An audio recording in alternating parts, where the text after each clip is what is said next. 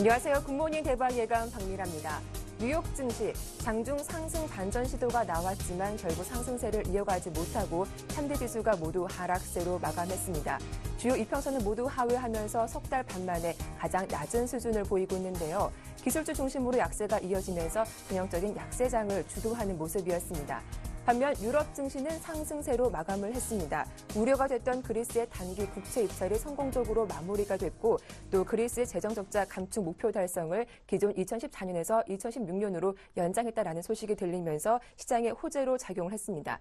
또 시장에는 스페인이 구제 금융을 받을 거다라는 소식까지 돌기도 했는데요. 잠시 후 어떤 이슈들이 나왔는지 하나씩 정리를 해보겠습니다. 먼저 글로벌 증시 마감 상황부터 살펴봅니다.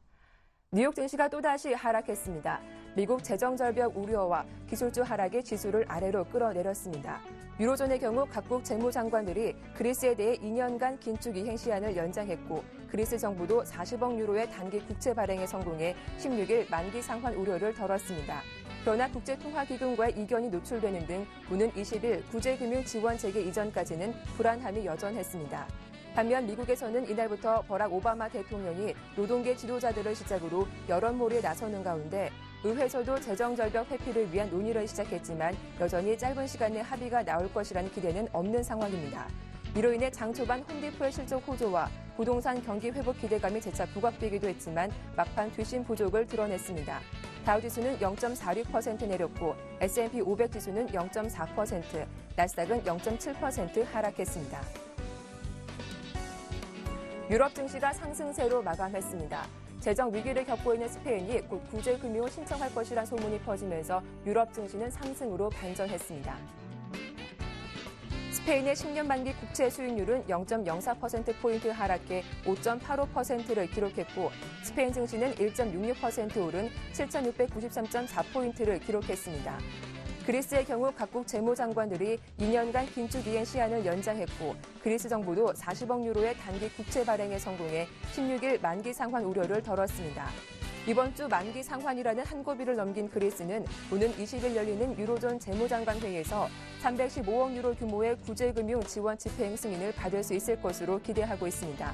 나라별로는 영국이 0.33% 올랐고 프랑스가 0.56%, 독일이 0.01% 상승했습니다. 독일이 그리스에 대한 2차 구제금융 집행 잔여 분량 440억 유로를 일괄 지원하는 방안을 추진하고 있는 것으로 알려졌습니다. 440억 유로에는 현재 유로존에서 논의 중인 3분기 지급분 315억 유로 외에 3분기와 4분기 지급분으로 남겨둔 50억 유로와 83억 유로 등이 모두 포함되어 있습니다. 볼프강 쇼이블레 재무장관은 이와 관련 그리스가 연말까지 세 차례 지급분을 모두 요구할 것이며 그러나 더욱 중요한 것은 집행된 구제금융을 관리하는 체계를 마련하는 것이고 그것을 논의하고 있다고 말했습니다. 뿐만 아니라 이번 주 후반 국채 만기자금 상환을 앞두고 현금 부족을 걱정하고 있는 그리스가 단기 국채 발행을 통해 40억 6천만 유로 자금 조달에 성공하며 한 고비를 넘겼습니다. 유로존 재무장관들은 오는 20일 특별회의를 열 예정이며 이날 그리스 지원 여부에 대해 결론이 날 것으로 전망됩니다. 미국 재무부는 미국의 10월 재정 적자가 1,200억 달러로 전년 동기에 985억 달러보다 22% 늘어났다고 밝혔습니다. 이는 전문가들의 예상치인 1,140억 달러를 웃도는 것으로 재정 적자 상황이 예상보다 심각함을 보여주는 것으로 평가됩니다. 재정 적자 폭이 확대된 것은 세수는 줄고 지출은 늘어났기 때문인데요. 이 기간 미국 정부가 지출한 금액은 3,043억 달러로 집계됐으나 세수는 1,840억 달러에 머물렀습니다. 전년과 비교할 때 지출은 16% 늘어난 반면 세수는 13% 증가에 그쳤습니다. 미국은 지난 9월로 끝난 2012년 회계연도에 총 1조 890억 달러의 적자를 기록해 4년 연속 재정 적자 1조 달러를 넘겼습니다. 미국은 현재 올 연말을 기점으로 종료되는 세금 감면 조치와 적자 감축안으로 재정절벽 위기에 놓였는데요. 오바마 대통령은 재정절벽을 타개하기 위해 노동계와 재계 인사들과 잇따라 회동을 갖고 예산 절감과 부유증 증세를 통해 재정절벽 위기를 넘으려 하고 있습니다. 세계 최대 주택자재 소매업체인 미국의 홈디포가 지난 3분기에 시장 기대를 뛰어넘는 호실적을 내놓았습니다. 연간 실적 전망치도 상향 조정했습니다. 홈디포는 지난달 28일에 끝난 올 회계연도 3분기 순이익이 9억 4,700만 달러로 주당 순이익 63센트를 기록했습니다. 작년 같은 기간보다 소폭 늘어난 수치입니다. 또한 같은 기간 매출액도 전년 동기 대비 4.3% 증가한 181억 3천만 달러로 시장 예상치를 상회했습니다. 홈디포의 이 같은 실적 호조는 최근 미국 주택 경기가 살아나면서 수요가 늘어났고 미국의 다른 국가에서의 수입 증가에 힘입은 것으로 풀이됩니다. 홈디포는 연간 실적 전망치도 상향 조정했습니다. 올 조정 순이익이 주당 3달러 33센트를 기록할 것으로 점쳐 당초 전망했던 2달러 95센트보다 높여 잡았습니다.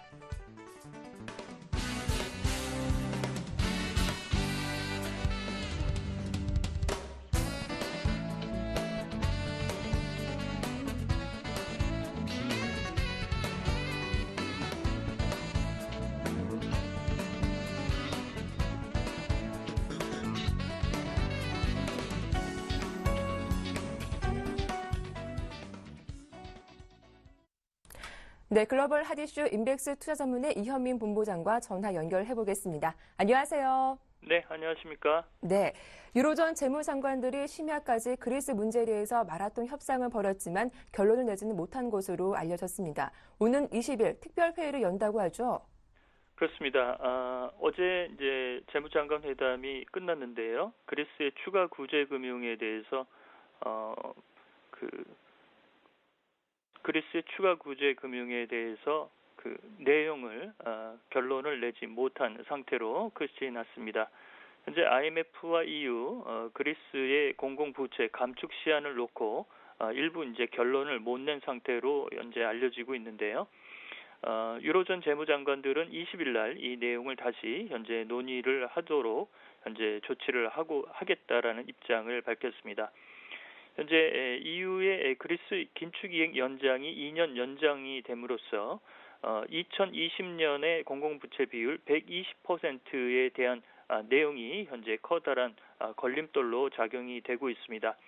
현재 EU 쪽에서는 긴축이행 2년 연장을 연장한다는 쪽에서 논의를 하고 있지만 IMF가 2022년까지 연장하는 부분에 대해서 조금 불편한 심기를 현재 내비치고 있다는 점, 이런 점이 그 이틀간의 유로존 재무장관 회담에서 마무리지지 못한 그런 내용이라고 볼 수가 있겠습니다. 현재 IMF는 기존의 내용대로 2020년까지 그리스가 GDP 대비 공공부채 비율을 120%를 맞출 것을 요구하고 있지만 EU 쪽에서는 2년 연장이 될 경우 이를 맞추지 못하고 140% 전후로 될 수 있다라는 입장을 밝혀서 이 내용을 좁힐 수 있느냐가 추가적인 20일 내용의 관건이라고 볼 수가 있겠습니다. 네. 또 이번 주 후반 국채 만기를 앞두고 있는 그리스가 이 단기 국채 발행 성공하면서 일단 한 고비를 넘긴 것으로 알려졌죠. 그렇습니다.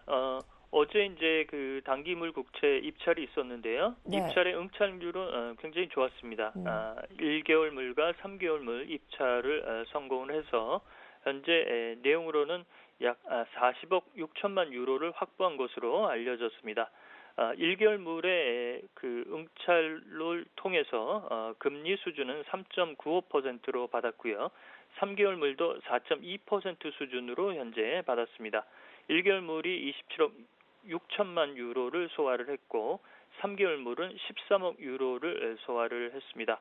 이는 15일 날 만기 도래하는 국채 상환에 보탬이 될 수 있는 자금으로 현재 쓰인다는 그런 내용인데요.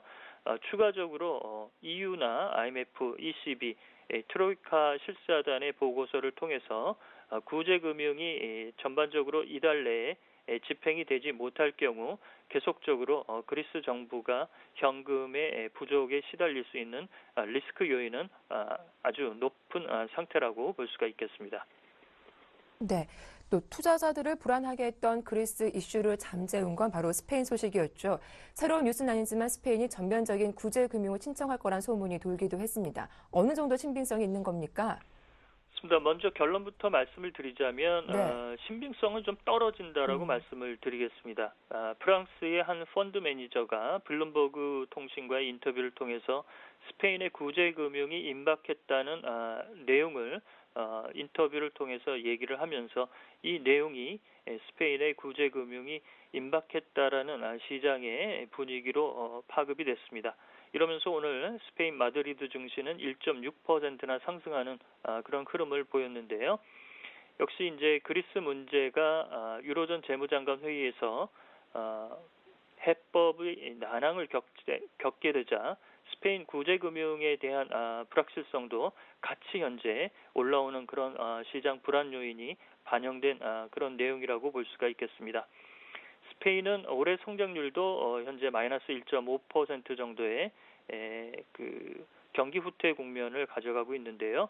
내년에도 1.6% 수준의 마이너스 성장률을 끌어올리지 못할 것으로 현재 예견이 되고 있어서 스페인의 문제는 여전히 현재 유로존의 복병이라고 볼 수가 있겠습니다.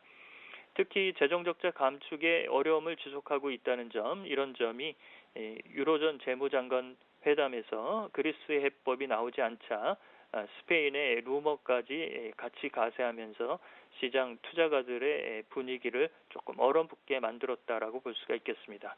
네. 이제 미국 쪽 소식도 점검을 해보겠습니다. 재정절벽 협상을 앞두고 오바마 대통령이 바쁘게 움직이고 있습니다. 노동부와 기업체 대표를 잇따라 회동한다고 하죠. 그렇습니다. 내일 이제 노동계 쪽하고 이제 그 접촉을 할 예정이고요. 모레는 재계 인사들과 회담을 갖는다라고 밝혔습니다. 네. 지난번 오바마 대통령이 그 하원 쪽에 그 내용을 가지고 줄다리기를 하면서 다소 이제 밀린 그런 그 경험을 가지고 있어서 이번에는 밀리지 않기 위해서 여론이나 그다음에 기선 제압에 적절히 현재 나서고 있는 것으로 볼 수가 있겠습니다.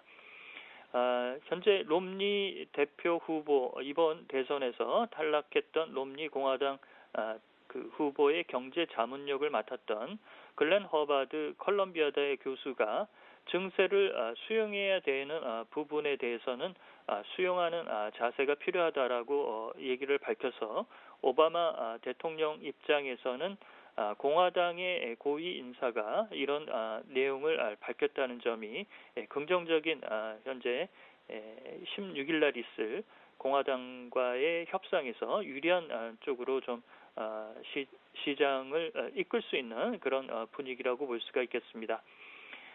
또한 그 오늘 유럽 쪽에서 ING 쪽에서 내용이 나왔는데요.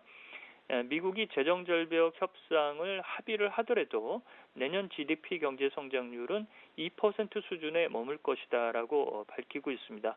이런 내용들은 재정절벽 협상이 어느 정도 가시화되고 이런 부분에 봉합이 나오더라도 투자자들이 요구하는 수준까지 만족할 만한 수준에는 미치지 못할 수도 있다. 이런 부분을 그 피력한 그런 내용이라고 볼 수가 있겠고, 최근 오바마 대통령이 재선에 성공한 이후 여론에서 오바마 대통령의 그 경제나 국가를 이끌어가는 지도력에 대한 지지도가 상당히 높다는 점, 이런 점은 16일 날 회담에서도 오바마 대통령이 조금 더 자기의 목소리를 관철시킬 수 있는 내용이라고 볼 수가 있겠습니다. 따라서 존 베이너 하원 의장이 어느 정도까지 증세 규모의 양보를 할 수 있을지가 관심의 초점으로 부각이 된다라고 보겠습니다. 네. 그런데 간밤 뉴욕 증시에서 다소 우려스러운 소식이 들리기도 했습니다. 마크 파버, 대표적인 비관론자로 꼽히는데 조만간 어닝 쇼크가 발생할 것이다. 주가가 20% 폭락할 것이다라는 인터뷰를 했더라고요. 그렇습니다. 오늘 말씀드릴 내용 중에 루머가 두 개나 들어가 있는데요. 네. 그만큼 최근에 그 재정절벽 문제나 그리스 해법에 대한 구제금융 집행 이런 부분이 가시적으로 나오지 않기 때문에 시장의 불안 요인이 그만큼 커진 내용이라고 볼 수가 있겠습니다. 지난번 골드만삭스도 이 연말로 갈수록 재정절벽 리스크 때문에 주가가 하락할 가능성이 크다라는 얘기를 제시한 적이 있었는데요. 이와 크게 다르지 않은 마크 파버의 그 내용이라고 볼 수가 있겠습니다. 마크 파버는 S&P 500 지수가 9월 고점인 1176포인트에서 약 20%까지 하락할 수 있다라고 하락의 밴드까지도 제시를 했는데요. 오늘 S&P 500 지수는 1374포인트로 끝났습니다. 이렇게 본다면 약 190포인트 정도까지도 더 밀릴 수 있다라는 내용인데요. 이렇게 추가적으로 좀 하락할 수 있는 개연성에 대해서 시장 관계자가 이렇게 얘기하는 것은 자유라고 볼 수가 있겠지만, 그럴수록 시장의 투자자들은 냉정을 잃지 말고 이에 대응하는 자세가 필요하다라고 볼 수가 있겠습니다. 특히 재정절벽 문제가 이번 주 말에 어느 정도 가닥을 잡게 될 경우 애플로 인해서 최근 부진을 면치 못하고 있는 미 증시도 조금씩 현재의 분위기에서 조금은 좋은 방향으로 좋아질 수 있는 가능성이 열려 있다는 이런 부분에서 마크 파버의 이런 좀 부정적인 코멘트는 그런 부분이 있다고 하더라도 이를 좀 냉정하게 바라보는 그런 시각이 필요한 것이 아닌가라고 볼 수가 있겠습니다. 네, 오늘 글로벌 주요 이슈들 루머까지도 말끔하게 해결을 해주셨습니다. 도움 말씀 고맙습니다. 감사합니다. 지금까지 인백스 투자문의 이현민 본부장과 함께했습니다.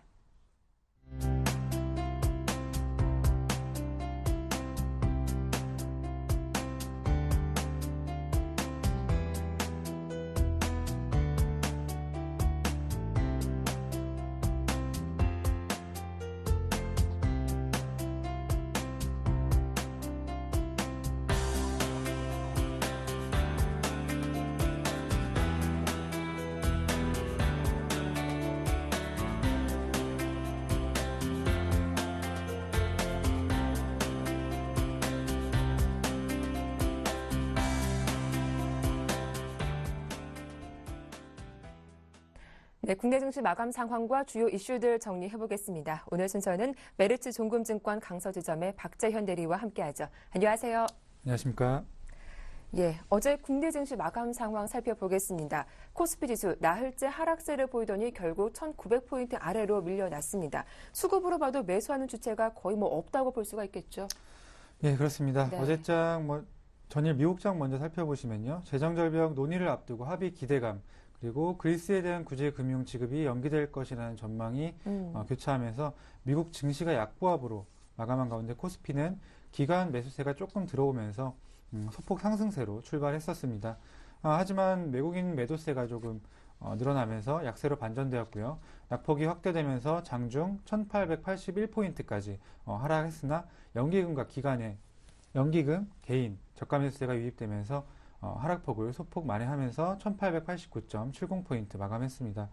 유로존 재무장관에 의해서 그리스 구제금융에 대한 합의가 이루어지지 않은 것이 악재로 좀 작용하는 모습이었는데요. 하지만 장 막판에 외국인이 매도세를 좀 큰 폭으로 줄이면서 지수가 조금 올라오는 흐름을 보였습니다. 지난 10월 말 저점 부근이었죠. 1890포인트에서 박스권 하단을 조금 형성하는 것이 아닌가 하는 기대감을 심어주는 그런 모습이었습니다. 네, 이어서 매매 동향도 정리를 해볼 텐데요. 매수한 종목이나 매도한 종목이나 그 규모가 크지가 않더라고요. 예, 그렇습니다. 어제장 약간 좀 관망하는 분위기였습니다. 아무래도 네. 재정절벽이라든가 그리스 이슈 문제로 약간 좀 시장을 관망하는 분위기였는데요. 하지만 어제도 약간 외국인 기관 모두 특별히 매수하는 종목은 있었습니다. LG전자가 약간 눈에 띄는 모습인데요. 외국인이 144억 정도 매수를 했고요. 기관도 130억 정도 순매수하면서 매수 1, 2위 기록하는 모습입니다.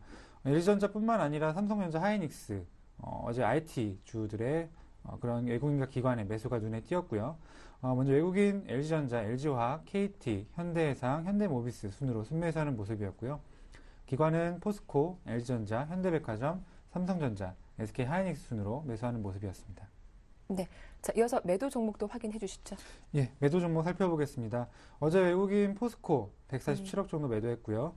GS건설, SK텔레콤, 아모레퍼시픽, 대우조선해양 순으로 순매도하는 모습 보여줬습니다. 기관은 현대중공업, 한국전력, LG화학, 두산중공업, 삼성중공업 순으로 순매도했는데요. 매도 종목 살펴보시면 그 중공업주, 네. 조선주죠. 조선주의 그런 매도가 눈에 띄는 모습입니다. 네. 코스피도 코스피지만 코스닥 지수도 513포인트로 내려왔습니다. 특히 어제는 외국인의 매도가 거세기도 했는데 그동안 선방했던 중소형주 상승에 좀 브레이크가 걸린 것이 아닐지 좀 우려가 되기도 합니다. 어제 특히 더 빠졌더라고요. 예, 그렇습니다. 10일 연속 상승세를 네. 나타냈던 코스닥 지수였는데요. 11일 거래일 만에 약세로 전환했습니다.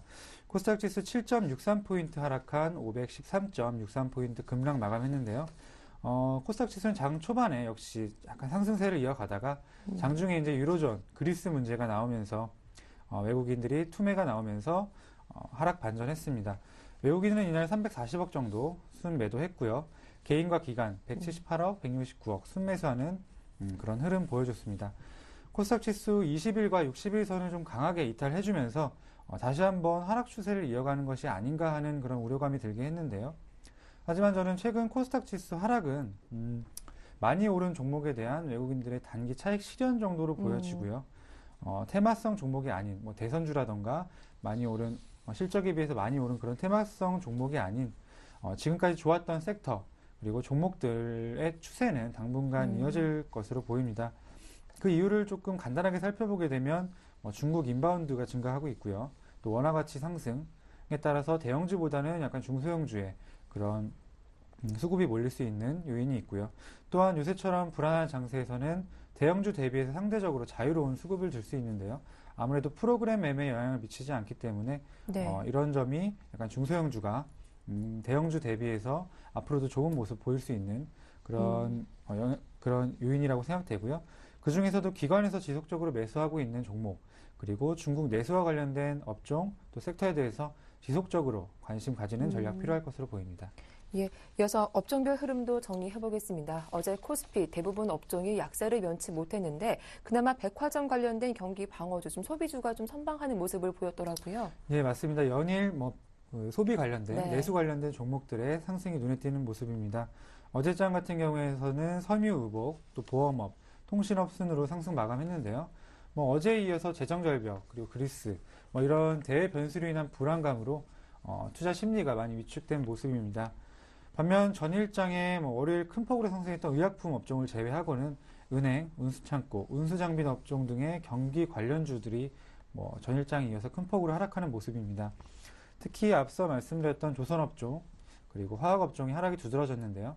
각각 조선업황 부진 그리고 유로존 위기 그리고 4분기 석유화학 시장 부진 전망 등으로 약세를 나타내는 모습입니다. 그리고 아까 말씀하셨던 백화점 업종 그 4분기 소비 시즌 기대감에 좀 상승하는 모습이었고요. 또 어제 특징적인 종목을 살펴보면 아까도 말씀드렸지만 LG전자 살펴볼 수 있겠는데요. 안 좋은 시장 상황 속에서도 옵티머스 G 그리고 TV 등의 가전제품 글로벌 판매 호주 전망 등에 힘입어 2.6% 정도 상승 마감하는 흐름을 보였습니다. 11월 23일부터 미국에서 블랙 프라이데이를 시작으로 연말 소비 시즌이 시작되는데요. 상대적으로 글로벌 경쟁력을 가지고 있는 우리나라 그런 IT 업체, 삼성전자라든가 LG전자 이런 것들이 핸드셋 부분에서 좋은 모습 보이고 있기 때문에 관심 지속적으로 필요해 보입니다. 네, 이어서 코스닥 업종별 흐름도 좀 간략하게 정리해 주시죠. 예, 코스닥 상승 하락 업종 살펴보겠습니다. 네. 어제 코스닥 1.5% 가까이 하락하면서 전 업종 하락 마감했습니다. 특징적으로 살펴보면 KG 이니시스, KG 모빌리언스가 큰 폭 하락하면서 소프트웨어 업종 좀 큰 폭으로 조정받는 흐름이고요. 반면에 AP 시스템이 삼성 디스플레이로 최대 주주가 바뀌는 것이 아니냐는 뉴스가 나오면서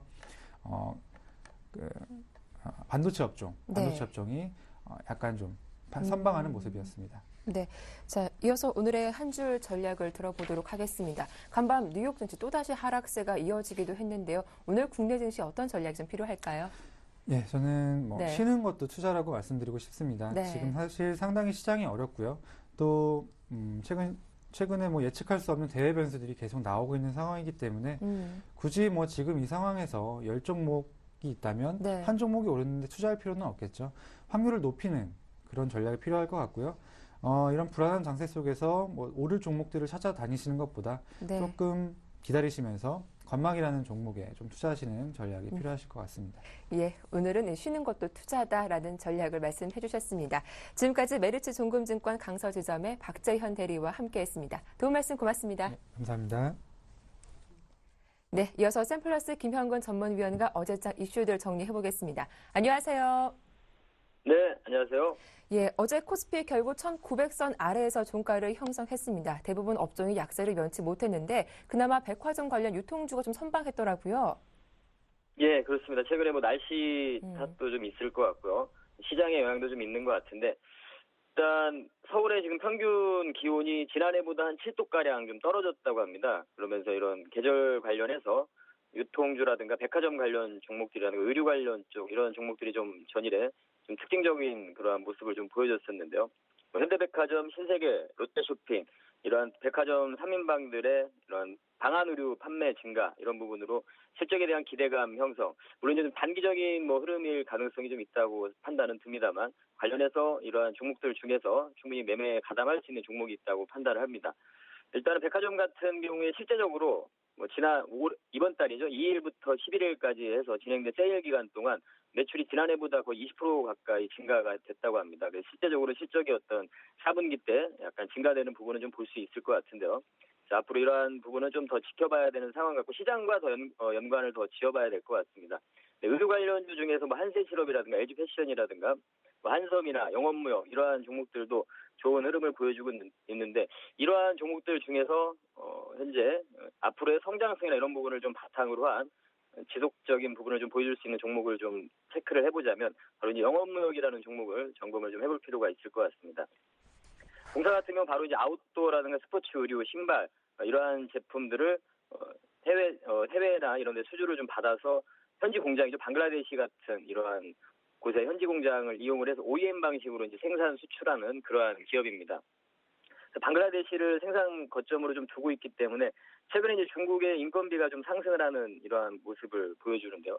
거기에 있어서 좀 반사 이익도 좀 볼 수 있는 상황이고 이러한 공장들 자체가 그러한 오더 자체가 동남아 쪽으로 많이 아시아 쪽으로 많이 이동을 하는 그러한 상태입니다. 중국에서 좀 줄어들면서 실적적인 부분을 보자면 3분기 매출액이 3,700억 정도 되고요. 영업이익이 한 808억 원 정도 해서 전년 동기 대비해서 매출액 같은 경우 한 18% 정도, 영업이익이 한 17% 정도 증가하는 모습을 우리가 확인을 좀 할 수 있고요. 이 부분은 시장에 대한 기대치를 좀 상회하는 모습이고 중요한 부분은 영업이익률이 계속 20%대, 20% 정도 육박하는 그런 아주 우량한 영업이익률을 좀 보여주고 있는 그러한 기업입니다. 최근에 계속해서 동남아 지역을 생산 기반으로 확대를 한 부분이 이러한 부분들 생산 단가를 좀 낮추려고 하는 글로벌 의류업체들의 이러한 니즈와 좀 맞아떨어지는 부분이라고 봐야 되겠죠. 실제적으로 지금 우분 의류, 그러니까 니트를 제외한 일반 의류 쪽에서 보면 중국의 생산품이 좀 차지하는 비중이 2010년도에 한 40%, 43%를 정점으로 해서 좀 줄어들고 있는 상황입니다. 지금 그래프를 보시면 아시겠지만 중국에서의 그러한 우분 의류 비중은 좀 줄어드는 상황이고 2010년도를 정점으로 찍고 좀 줄어드는 상황이고요. 반면에 인도네시아나 베트남, 방글라데시 이러한 쪽으로 좀 늘어나고 있는 상황입니다. 그래서 이러한 부분에서 동사의 실적적인 부분에 좀 개선을 기대를 좀 해볼 수가 있을 것 같고 동사 같은 경우 생산 설비의 비중이 방글라데시가 한 66%를 차지하고 있고 베트남이 한 13% 정도를 차지를 하고 있습니다. 그래서 이러한 부분으로 봤을 때 앞으로의 동사에 좀 오더가 더 집중이 되는 부분을 좀 기대를 해볼 수가 있을 것 같습니다. 단순하게 이러한 생산 거점뿐만이 아니고 충분한 경쟁력을 갖추고 있는 기업이기 때문에 그러한 부분을 좀 기대를 해볼 수 있을 것 같고요. 하나 이제 좀 약간의 우려되는 부분은 4분기 때가 OEM의 비수기 시기입니다. 계절적으로 이러한 부분에 좀 진입하는 부분이 있지만 앞으로 동사의 어떤 아까 그 오더의 확대 부분이라든가 성장성을 봤을 때 충분히 이 부분을 좀 커버할 수 있지 않을까 이렇게 좀 판단을 하고 있고 베트남 등의 지금 라인 증설을 계속 하면서 투자를 확대를 지속하고 있기 때문에 그 부분도 좀 극복할 수 있는 부분이라고 생각을 합니다. 그리고 우수한 인력에 대한 생산성과 경쟁력을 바탕으로 해서 앞으로 좀 안정적인 그런 성장성을 좀 기대를 해볼 수 있을 것 같습니다. 차트를 좀 보시면서 매매 전략을 좀 말씀드리도록 하겠습니다. 일봉을 좀 보시면 이러한 정배열 구간에서 완만한 그런 상승세를 좀 보여주고 있는 상황이고요. 이때 좀 시장의 영향으로 좀 조정을 받았다가 빠르게 좀 복원을 시켜주고 있는 이러한 모습이죠. 수급도 상당히 양호한 상태고요. 현재 상태에서 앞으로 추가적인 그러한 상승을 좀 기대를 해볼 수 있을 것 같고요. 주봉에서 봐도 이러한 부분을 잘 지지를 받고 있는 모습입니다. 앞으로 이러한 추가적인 상승을 좀 기대를 하고 충분히 지금 현재 상태에서 매수에 좀 가담할 수 있는 종목이다 해서 매수가를 좀 제시를 해드리면 매수가는 36,450원 전일 종가를 제시해드리고요. 목표가는 41,000원, 손절가는 33,000원 제시해드리도록 하겠습니다. 네, 기업적으로도 탄탄한 성장성을 갖추고 있고 계절적인 수혜도 예상되는 종목이었죠. 영원무역 대응 전략 잘 들었습니다. 도움 말씀 고맙습니다. 예, 감사합니다. 지금까지 샘플러스 김형근 전문위원과 함께했습니다.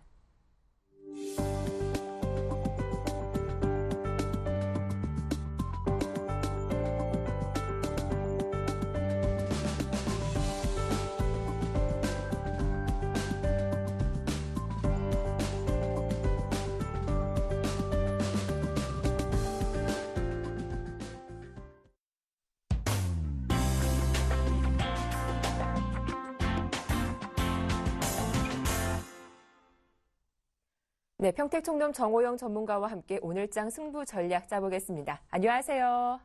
네, 안녕하세요.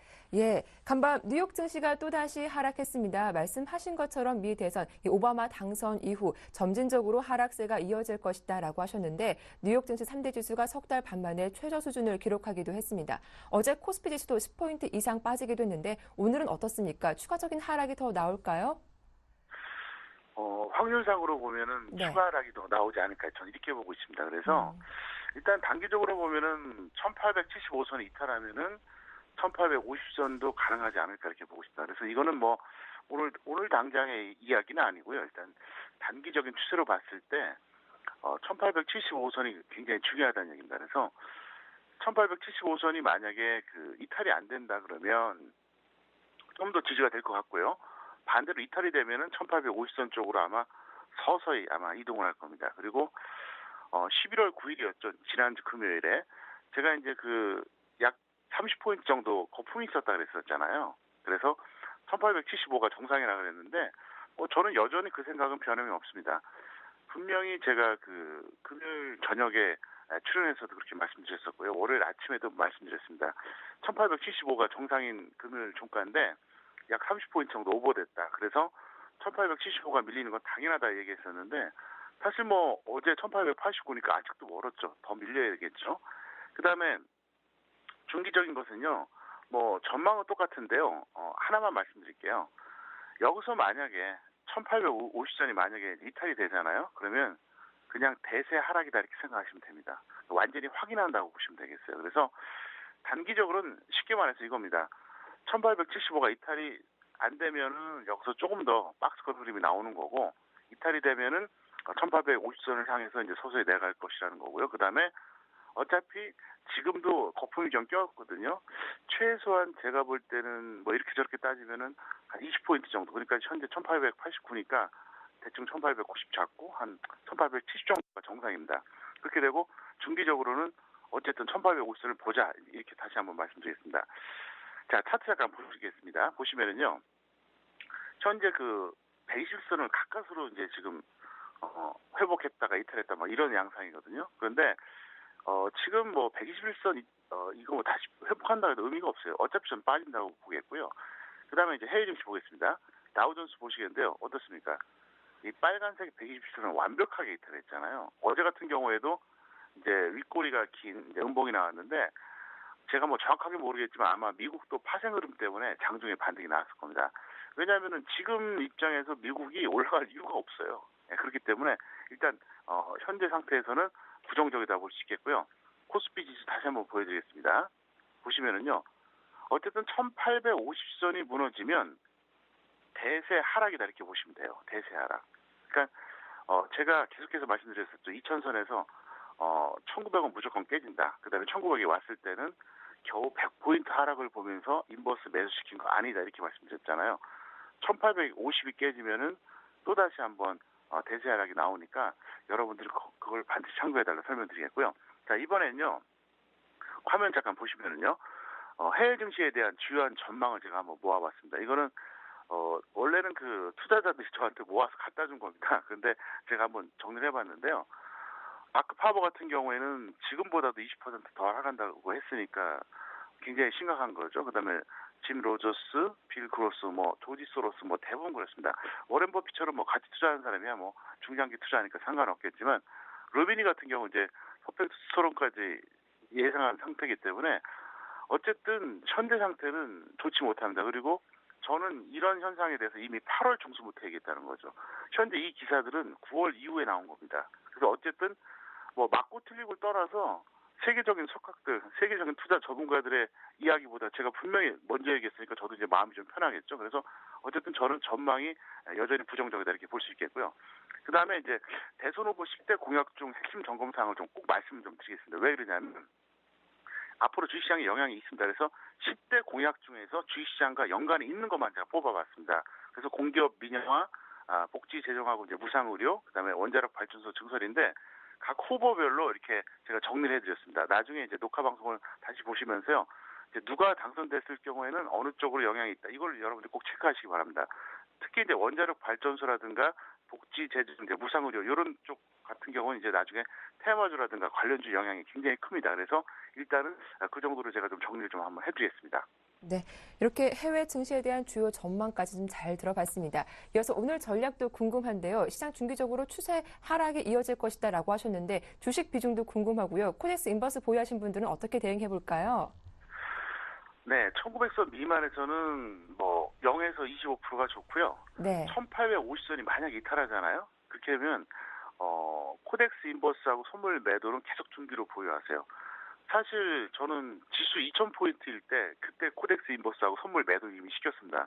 솔직히 말씀드려서 인버스도 그렇고 특히 선물 같은 경우에는 이미 평가액이 한 35% 정도 됩니다. 그래서 뭐 계속 더 내려갈 거니까요. 그냥 중기 보유하시면 문제가 없겠고요. 개별주 하실 경우는 반드시 하나만 하세요. 2개도 안 됩니다. 하나만 하시기 바랍니다. 물론 운이 좋아서 뭐 적중하는 종목을 잡으면 좋겠지만 하나만 해달라 부탁드리겠고요. 우량주는 웬만하면 하지 마세요. 정말로 장중에 초단타, 그러니까 이제 매수했다가 한 30분이나 1시간 뒤에 팔은 이런 걸 하면 했지 일봉 매매는 절대 하지 마세요. 왜냐하면 1850이 무너지게 되면 제가 말씀을 드렸다시피 어떻습니까? 장세가 최악으로 치닫습니다. 그리고 뭐 제가 이제 귀에 박히도록 드렸던 말씀 있죠. 지금 봄하고 똑같아요. 지금 사방에서 전부 다 매수 사인 내고 있습니다. 봄에도 그랬었잖아요. 2050에서 밀릴 때 2000에서 눌림목이다. 1950 바닥이다. 그리고 나서 200포인트가 더 빠졌습니다. 이번에도 2000선에서 이제 밀리고 나서 1950 눌림목이다. 1900 바닥이다. 지금 전부 다 합창을 하고 있거든요. 제가 증시경험도 말씀드렸잖아요. 모두가 합창하면 반대로 간다고요. 어쨌든 저는 이번에 하락을 확신하고 있기 때문에 만약에 올라간다 그래도 우린 뭐 불안할 게 없죠. 왜냐? 2000선에서 뭐 인버스 잡고 선물 매도했고 그다음에 평가액이 있는 상태로 현재 뭐 문재인주 갖고 있고 하기 때문에 뭐 올라가면은 뭐 거기에 또 따라서 대응해주면 되고요. 최소한 손해 안 본다는 거죠. 그래서 일단은 그동안 시청을 잘 하시면서 이제 잘 따라오신 분들은 제 전략을 참고해 주시기 부탁드리겠습니다. 그리고 이제 뭐 어제도 했던 얘기인데 어쨌든 제가 2012년 마지막 강연회를 11월 24일에 하는데요. 정말 꼭 참석하세요. 정말 중요한 얘기 해드리겠습니다. 그래서 그때쯤 되면 아마 중기 바닥이 어느 정도 제가 좀 보일 것 같습니다. 그래서 그때 그 발표해드리겠고요. 그다음에 후보가 단일화가 될 겁니다. 아마 시기상으로 그렇게 되면은 제가 대선 결과도 한번 재미삼아 한번 예측을 좀 해드리겠습니다. 그리고 뭐 오프라인 유료 교육은 나중에 제가 다시 한번 공지를 통해서 전달해드리겠고요. 어쨌든 지금은 위험 관리가 우선입니다. 제가 이제 정석 투자를 말씀드리면서 그렇게 항상 강조했었잖아요. 위험 관리와 수익 추구를 동시에 고려하면서 합리적인 매매를 반복한다 그랬잖아요. 그러니까 어떤 때는 수익 추구를 좀 더 생각하고 어떤 때는 위험 관리 생각해야 되는데 지금은 위험 관리가 우선이라는 거죠. 그래서 또 좋은 시절이 오면은 또 박앤세일 할 때 그때 제가 또 마치 지난 여름처럼 100% 매수하세요 이런 사인 또 낼 겁니다. 그러니까 지금 여러분들이 편안하게 그대로 잘 따라오시다가 지난 그 7월 말처럼 제가 이제 바닥에서 100% 매수 사인 낼 때 그때 아주 기쁜 마음으로 매수할 수 있도록 제가 잘 리드해 드릴 테니까 어쨌든 꼭 좀 전략대로 좀 엄수해 주시기를 부탁드리겠습니다. 네, 또 올해 마지막 강연회라고 하니까요. 많은 관심 부탁드리겠습니다. 도움 말씀 잘 들었습니다. 네, 감사합니다. 지금까지 평택총룸 정호영 전문가와 함께했습니다.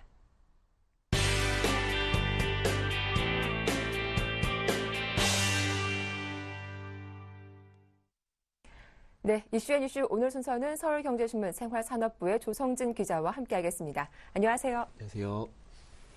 예, 본격적인 김장철에 돌입했는데요. 국민의 절반이 올해 김장을 하지 않겠다라는 설문조사가 나왔다고 하죠. 네, 올해 두 집 가운데 한 집은 김장을 담그지 않겠다는 네. 그 조사가 나왔는데요. 한국농촌경제연구원은 소비자 1,000명을 설문조사한 결과 김장김치를 직접 담그겠다고 답한 가구는 전체의 52.7%로 지난해 55.7%보다 줄어든 것으로 나타났다고 밝혔습니다. 반면 포장김치를 사 먹겠다는 응답자는 지난해 8.3%에서 올해 10.8%로 늘었고 지인이나 친지를 통해 조달하겠다는 응답자도 지난해 35.9%보다 다소 는 36.5%를 기록했습니다. 나이별로는 30대 이하 응답자의 55.2%가 직접 김치를 담그기보다는 부모나 친지에게서 가져다 먹겠다고 답했고 50대 이상은 직접 김장을 한다는 응답이 70%를 넘었습니다. 예, 50대 이상을 제외하면 대부분 직접 김장을 하기보다는 주변에서 구하겠다라는 이야기인데 자연스럽게 포장김치에 대한 수요도 늘겠군요. 네, 요즘 김장철인데 이례적으로 그 대형마트에서 포장김치 판매가 급증하고 있는데요. 13일 유통업계에 따르면 이마트는 지난 1일부터 11일까지 포장김치 판매가 51.8%나 증가했습니다. 롯데마트의 경우는 같은 기간 포장김치 판매가 지난해의 2배에 육박했습니다. 통상 포장김치는 휴가철이 낀 7월에서 9월에 연간 전체 판매량의 40%가 판매되고 김장철인 11월의 판매량은 전체의 7에서 8% 수준입니다. 김장 시기에 따른 지역별 차이도 뚜렷했습니다. 남부지방보다 김장 시기가 2주가량 이른 서울, 인천과 경기, 강원 지역의 포장김치 판매 신장률은 평균 95.4%였습니다. 이에 비해 충청과 호남, 영남, 제주는 평균 68.9%로 신장률 상승세가 덜했습니다. 올해는 배추, 무, 대파 등 김장용 채소 가격이 지난해보다 2배 넘게 올라서 포장김치를 구매하는 소비자가 증가한 데다 태풍 영향으로 올해 김장배추 출하 시기가 예년보다 7일에서 열흘 정도 늦은 이달 말 예상되면서 당분간 포장김치 수요는 이어질 것이라고 업계는 예측하고 있습니다. 네, 다음 소식입니다. 백화점이 오는 23일부터 송년 세일에 돌입합니다. 예년보다 일주일가량 앞당긴 건데요. 이번에는 해외 명품 그리고 노세일 브랜드도 참여시켜서 쇼핑객들의 발길을 끌겠다는 계획입니다. 관련 내용 자세하게 살펴봐 주시죠. 예, 그 주요 백화점들이 11월 들어 위축된 소비 심리가 다소 개선될 조짐을 보이자 송년 세일을 일주일가량 앞당겼습니다.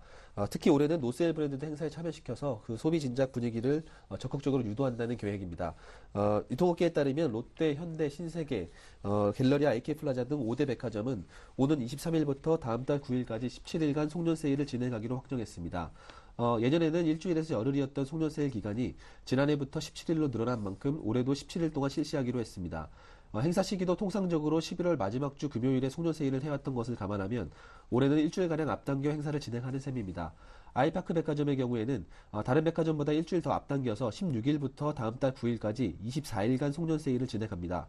백화점들이 송년 세일에 적극적인 것은 지난 2일부터 11일까지 진행한 창립 기념 세일 행사가 예상외로 두 자릿수 신장세를 기록하며 그 호실적을 기록하자 이런 분위기를 이어가기 위한 전략으로 풀이됩니다. 백화점들은 이번 세일에 패딩과 코트 등 겨울 의류와 겨울 소품을 할인하는 초대형 이벤트를 전진 배치할 예정입니다.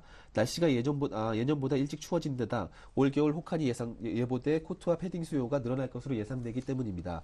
각 의류 브랜드도 정상 제품 이외에도 저렴한 가격에 내놓기 위해 별도로 제작한 기획 상품을 대거 생산할 계획입니다. 올해는 해외 명품 브랜드도 송년 세일 시작일에 맞춰서 시즌 오프에 들어갑니다. 통상 명품은 백화점 송년 세일 시작 일주일 뒤에 시즌 오프에 들어갔지만 올해는 예년보다 재고가 많이 쌓이자 빨리 소진하기 위해서 송년 세일 시작 시점부터 제품을 20에서 40% 할인합니다. 백화점 업계는 이번 송년 세일에 조용하지만 실속 있는 마케팅을 벌인다는 계획입니다. 큰 경품을 거는 등 연말 특유의 시끌벅적한 행사 대신에 실질적인 구매를 이끌어낼 수 있는 마케팅에 집중할 방침입니다. 네. 이 겨울철 대표 간식인 고구마 가격이 급등해서 귀한 몸이 됐다는 소식입니다. 3년 새 가격이 무려 159%나 뛰었는데요. 가뭄에 출하량이 줄었기 때문이라고 하죠. 이 올겨울에 고구마를 간식으로 먹기 조금 부담스러울 수도 있겠네요. 예, 그 날씨가 쌀쌀해지면서 군고구마 생각들이 많이 나실 텐데요. 네. 그 올해는 고구마 사 먹는 게 좀 다소 부담이 될 수도 있겠습니다. 고구마 가격이 오름세를 계속 보이고 있기 때문인데요. 유통업계에 따르면은 전날 가락시장에서 거래된 고구마 특등급 10kg 상자의 도매가는 47,561 1원으로 전 거래일보다 46% 급등했습니다. 일주일 전과 비교해도 23%나 값이 올랐습니다. 1년 전 도매가보다는 29.9% 상승한 수준이고 최근 5년간 가격이 가장 저렴했던 2009년 같은 시점 가격인 18,353원과 비교하면 2.6배 가까운 159.1%나 값이 뛴 것입니다. 일반 고구마보다 당도가 높고 촉촉해서 가정에서 많이 소비하는 호박 고구마도 가격이 크게 상승했습니다. 호박 고구마는 12일 가락시장에서 특등급 10kg 한 상자가 도매 기준 평균 49,114원에 팔렸습니다. 전 거래일인 10일 평균 도매가는 34,575원으로 하루 사이에 42%나 값이 올랐습니다. 1년 전과 비교하면 30.6%가 상승했고 역시 최저 수준이었던 2009년 도매가 18,743원보다는 162%나 급등했습니다. 다만 가공용으로 쓰이는 밤고구마는 특등급 10kg 한 상자가 같은 날 기준 18,810원에 거래되면서 비교적 안정적인 가격을 유지했습니다. 이는 1년 전 평균 도매가 27,716원보다 오히려 만원 정도 하락한 수준입니다. 유통업계에선 계속되는 여름 가뭄으로 고구마 출하량이 줄어든 데다 특히 소규모 농가는 저장 통고가 없어서 한파가 오기 전에 출하를 마치는 바람에 현저한 오름세를 보이고 있다고 설명했습니다. 호박 고구마는 수율이 좋지 않아서 재배 면적을 줄이는 농가도 늘어나는 추세이기도 합니다. 네. 두산중공업이 영국 수처리 업체인 엠퓨어를 인수했습니다. 이번 인수로 수처리 사업을 강화할 것으로 기대가 모아지고 있는데요. 관련 내용 살펴봐 주시죠. 네, 박용만 두산그룹 회장이 취임하고서 첫 번째 M&A를 성사를 시켰는데요. 네. 두산중공업은 13일 영국 수처리 전문 업체인 엠퓨어를 인수했다고 밝혔습니다. 1970년대에 설립된 엠퓨어는 담수화 과정에서 바닷물과 폐수 등 원천수에 대한 1차 처리를 하는 전처리 설비 설계와 제작 기술은 물론 상하수 등 수처리 부분에서 세계 정상 수준의 기술을 보유한 업체입니다. 현재까지 약 250개의 프로젝트를 수행해 왔고 지난해 기준 매출액은 1,000억 원 규모입니다. 새 회사의 사명은 두산 인퓨어로 정해졌습니다. 이번 인수로 역삼투압 방식 담수화 기술력을 높이고 수처리 사업을 강화할 수 있을 것으로 두산 측은 기대하고 있습니다. 인퓨어가 보유한 용존 공기 부상용 장치와 이중 여과기에 대한 특허는 해수 등 원천수의 불순물을 제거하는 데 핵심 기술로 꼽힙니다. 두산중공업 윤석원 워터 비주장은 해외 담수화 시장은 역삼투압 기술의 발전으로 시장이 확대되고 있다면서 엠퓨어 인수를 통해서 기술 경쟁력을 강화시킬 수 있는 기반을 구축했고 수처리에 관한 다양한 실적 확보와 기술력을 바탕으로 세계 최고의 종합 수처리 회사로 성장해 나갈 계획이라고 밝혔습니다. 네, 끝으로 오늘의 주요 일정 들어보겠습니다. 네, 기획재정부가 2012년 10월 고용 동향을 발표하고 관세청은 10월 수출입 동향 확정치를 발표할 예정입니다. 네, 오늘 말씀 잘 들었습니다. 이슈의 뉴스 지금까지 서울경제신문 생활산업부의 조성진 기자와 함께했습니다. 도움 말씀 고맙습니다. 네, 감사합니다.